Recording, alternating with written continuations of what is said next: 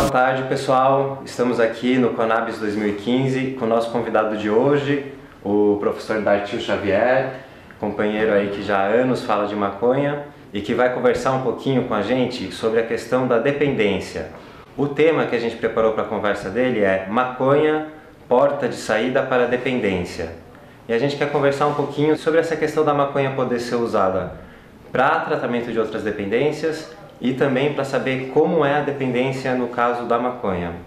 Então, professor Dartil, primeiro de tudo, obrigado pelo aceitar o convite, né, de participar com a gente aqui desse primeiro congresso online sobre a maconha. E, bem, as suas pesquisas vão muito na área da dependência.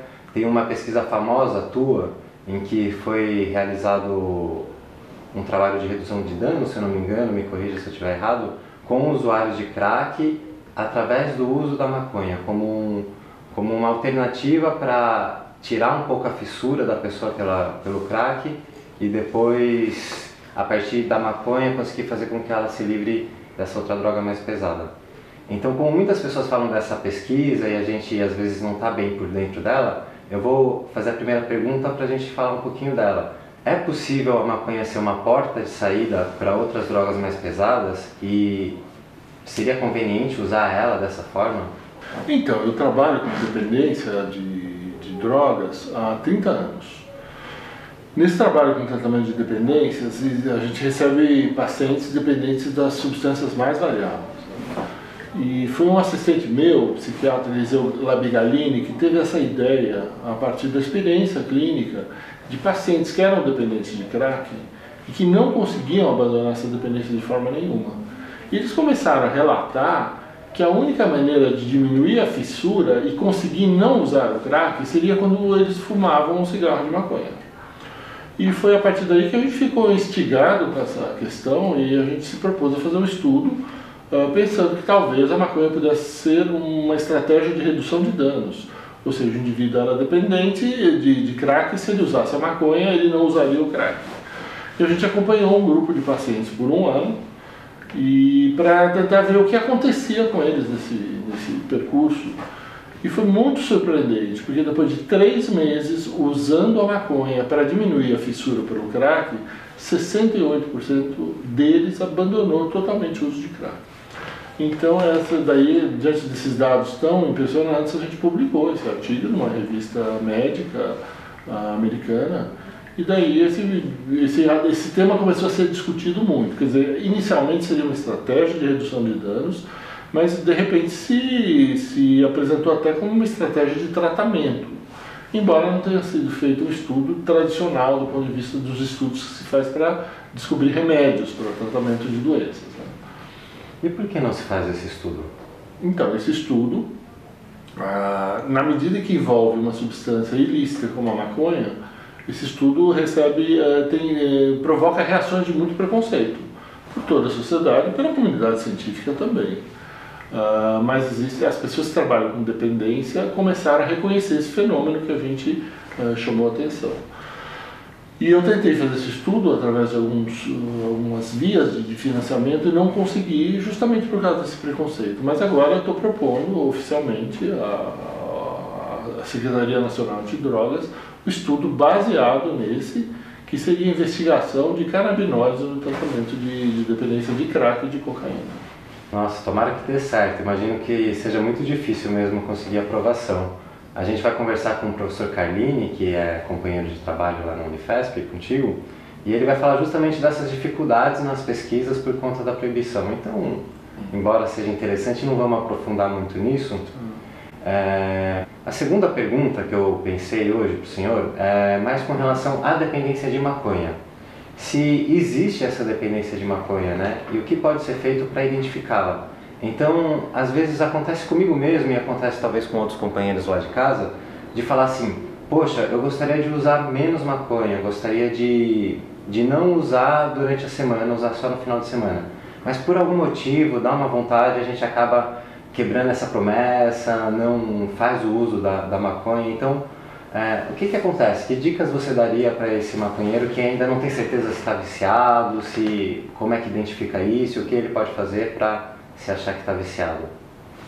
A situação da maconha, de uma certa forma, lembra a situação do álcool. Se a gente pensar, a maioria das pessoas que consomem bebida alcoólica não é alcoólatra, mas uma minoria se torna dependente. Os estudos mostram que aproximadamente 15% de quem bebe se torna dependente do álcool. Se você for um dependente, você vai sofrer muito com isso. Se você for um usuário controlado, você pode usar o álcool de uma forma, vamos dizer assim, comedida, controlada pelo resto da vida. O mesmo pode ser dito da maconha. Tem um estudo importante do Jimmy Anthony, de 2004, que mostrou que cada 100 pessoas que consomem a maconha, que entram em contato com a maconha, 9% se torna dependente. Bom, a boa notícia desse estudo é que a grande maioria dos usuários não se torna dependente. Mas se você estiver entre os 9% que se torna dependente, a dependência de maconha é uma dependência grave como qualquer dependência. É muito difícil a gente separar o ponto em que o indivíduo deixa de ser um usuário e se torna dependente. Por quê? Porque não é uma questão de tudo ou nada, né?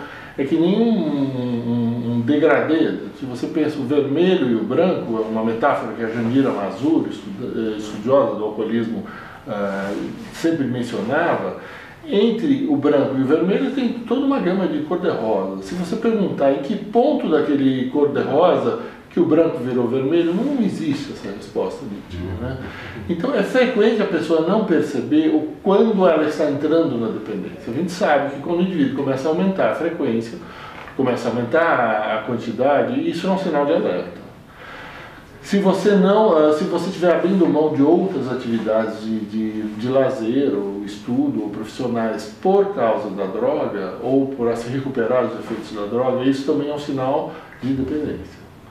Agora, não é muito fácil determinar exatamente isso, né?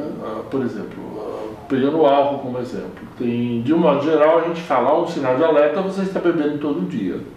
Sim, e é realmente um sinal de alerta. Mas, por exemplo, os franceses e os espanhóis tomam uma taça de vinho todo dia. E a maioria deles não se torna alcoólatra. O mesmo é válido para a maconha. A gente diria que o uso diário é um sinal de alerta. Mas se você tiver um uso muito controlado, ainda que seja diário, esse uso pode não ser problemático. Tá? Ninguém vai achar que é um problema o indivíduo fumar um baseado no final de semana. Isso é um extremo. Agora, na medida em que você entra para o outro extremo, que é o indivíduo que já acorda, precisa acender o baseado, vai fumar vários baseados durante o dia, durante todas as atividades dele, provavelmente ele estará nessa faixa de dependência. Agora, qual é a questão central que vai definir um usuário, distinguir um usuário de um dependente? O dependente é o indivíduo que perdeu a sua capacidade de gerenciar a sua relação com a substância. Então, se eu chego e digo, olha, hoje eu vou me divertir, eu vou sair com alguém, eu vou fazer uma determinada atividade e eu quero usar determinada substância, ele está no controle daquilo. Agora, o indivíduo que, olha, pretende não usar, mas quando ele vê, ele não aguentou a vontade, ele já usou e não era para usar, não era planejamento, esse é um sinal de alerta que ele está perdendo o controle. E daí a gente entra na esfera da dependência. E aí o que a gente faz, por exemplo, se eu estou nessa situação? Eu procuro uma clínica, eu converso com quem? Porque a gente ouve essas histórias de internação, né? O bicho de 7 cabeças, o cara usava maconha e internaram ele para usar drogas talvez ainda mais fortes, né, das indústrias farmacêuticas. O que eu, usuário de maconha, que fala, não estou gerenciando bem a minha relação com a droga, quem que eu procuro, o que eu faço?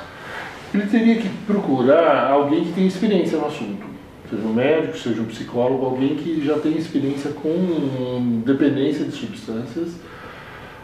Por quê? Porque cada caso vai ter que ser visto particularmente. Por exemplo, se eu sou um dependente, o que me levou à dependência pode ser determinada coisa. Se você é um dependente, o que te levou pode ser uma outra coisa que não tem nada a ver com a minha. Ou seja, cada caso, cada pessoa tem uma história e cada dependente tem, vamos dizer assim, uma maneira de se tornar dependente que é completamente diferente. Então tem que ser uma abordagem muito individualizada do dependente. Uma coisa que a gente estuda muito, tem pessoas que se tornam dependentes, isso é muito frequente, porque eles têm um outro problema psíquico associado, seja uma ansiedade, uma depressão. Tem pessoas que começam a usar muita maconha porque elas são muito ansiosas, ou porque elas são muito deprimidas. Então é importante você identificar isso, porque daí a pessoa está usando a maconha como um remédio. Então, no caso, se ele começa a abusar da maconha, ele está usando a maconha para diminuir a ansiedade, porque ele tem uma doença de ansiedade, tipo um quadro de pânico, então ele teria que fazer um tratamento dessa doença associada para ele poder usar a substância que ele quiser de uma forma recreacional e não como fuga de um sintoma psíquico. Curioso, muito interessante essa tua resposta, acho que vai iluminar muito a vida do pessoal lá de casa. E, bem, a gente já conversou bastante, também não quer estender demais.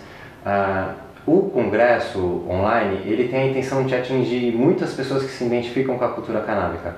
Muitas vezes essas pessoas não estão nas cidades grandes, como São Paulo, Campinas, onde tem a universidade, e lá nessas cidades menores que não tem a academia, eles podem assistir pela internet a nossa conversa.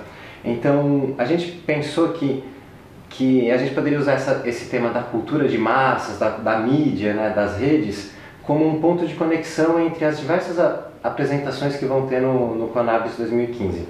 Então eu pensei, no teu caso, Dartil, como é que se relacionaria essa questão da cultura de massas, dessa sociedade que a gente vive midiática, de televisão, internet, e a dependência, o uso de drogas, as compulsões, se tem alguma relação, o que você poderia falar em relação a isso?